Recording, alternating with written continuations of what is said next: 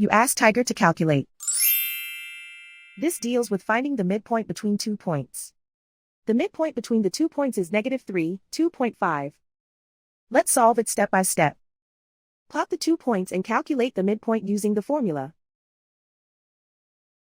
The coordinates of point 1 are, x1 equals -6, y1 equals 1. The coordinates of point 2 are, x2 equals 0, y2 equals 4. PM represents the midpoint of the 2 points.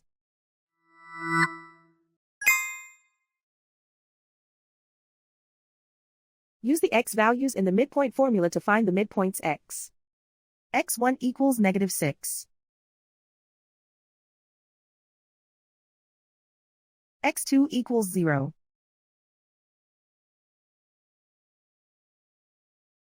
Simplify the arithmetic.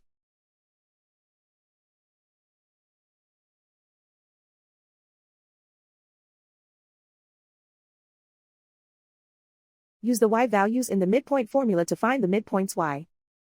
y1 equals 1.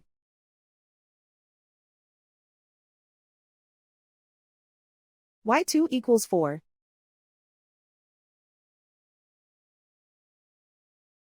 Simplify the arithmetic.